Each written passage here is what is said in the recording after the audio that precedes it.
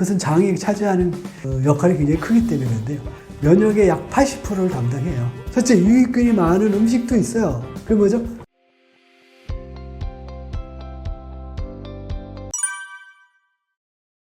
그렇죠. 좋은 질문인데요. 식물성 단백질은 그러면 영향이 없을 것인가 라는 생각을 해보지 않을 수 없죠. 그래서 콜린 캠벨이라고 하는 박사님은 그래서 식물성 단백질은 어떨까라고 했더니 식물성 단백질 같은 경우는 동일한 조건에서 20%를 주고 5%를 준 거에서 둘 다 빵이 나왔어요. 그러니까 식물성 단백질을 많이 먹는 것은 문제가 없다라는 얘기죠. 그 말은 불완전 단백질이라고 흔히 알고 있는 식물성 단백질 같은 경우는 큰 문제는 없다라는 얘기인데요.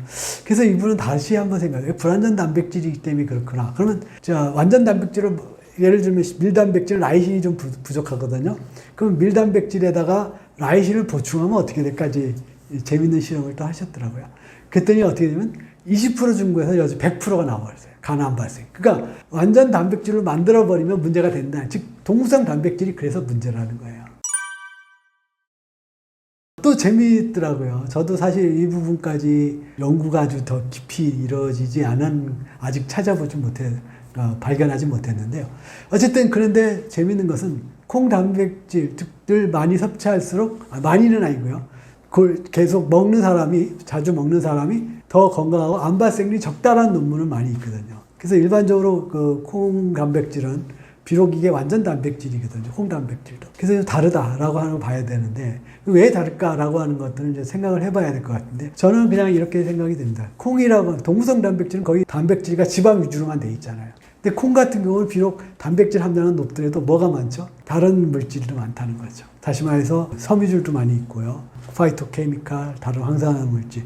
대표적인 거 우리가 알려져 있는 게 글리시테인, 제니스테인, 이소플라빈 이런 여러 가지 안토시아닌, 레시틴 이런 많은 좋은 물질이 함께 있기 때문에 영향을 주지 않는가라는 생각을 하는데요. 또 다른 이유도 있죠. 뭐냐면 인삼이나 사프린, 콩은 그 에스트레존 효과를 나타내서 유방암 환자 같은 경우는 금해야 된다 이런 논리가 있거든요. 자연의학 하시는 분들도 그렇게 얘기하시는 분이 계시거든요. 특징을 지칭하는 건 좀 그러니까. 근데 논리적으로 맞잖아요. 에스트로겐, 이소플라빈이 에스트로겐하고 구조가 가 있기 때문에 에스트로겐 수용체를 자극을 하거든요. 에스트로겐 수용체는 두 가지가 있다는 거예요. 하나는 알파 수용체가 있고 베타 수용체가 있죠. 근데 알파 수용체 같은 경우는 종양 성장 속도를 자극한다고 해요. 근데 베타 수용체 같은 경우는 거꾸로 반대로 암 종양세포 속도를 성장을 억제하고 세포 사멸을 유도한다라고 하는 거죠.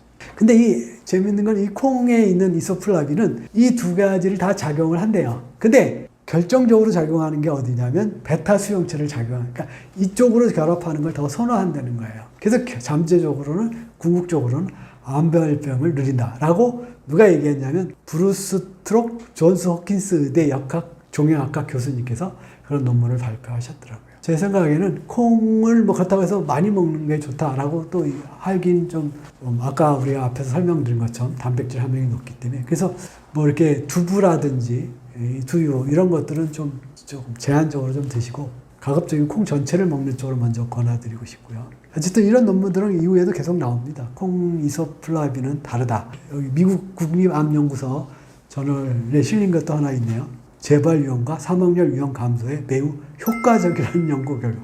효과적이래요.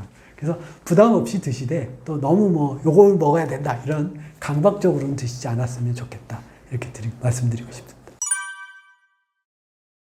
당연히 이제 단백질을 덜 먹는 게 중요한 거기 때문에 단백질은 아미노산으로 구성되어 있고요.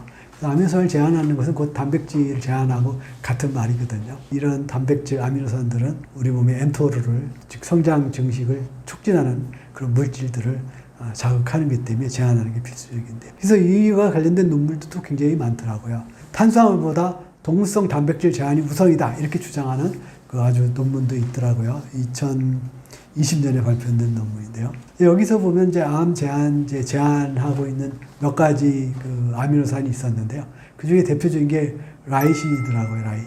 이 라이신이 주로 동물성 단백질에 풍부하고요. 식물성 단백질이 적죠. 특히 이제 옥수수 같은 경우는 굉장히 적어요. 그래서 이 논문에서는 라이신 식사를 암 식사로 제한한 그런 거 같더라고요. 근데 전 생각에는 그 옥수수 같은 경우 장점도 있지만 또 단점도 좀 있거든요. 무슨 말이냐면 GI 지수가 높아서 혈당을 좀 빨리 높이는, 혈당을 빨리 높이는 것도 좋은 건 아니고요. 오메가3보다는 오메가6 비율이 높아요.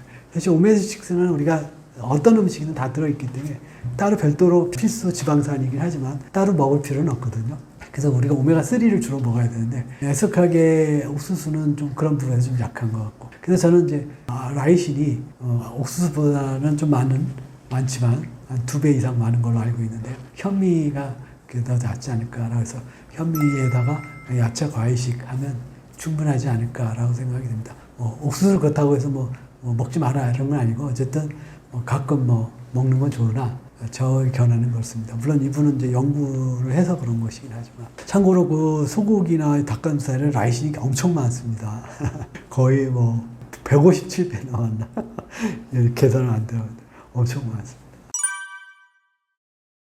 앞에서 음식이 중요하다라고 하는 장내 세균이라는 얘기를 했잖아요. 그것은 장이 차지하는 역할이 굉장히 크기 때문에 그런데요.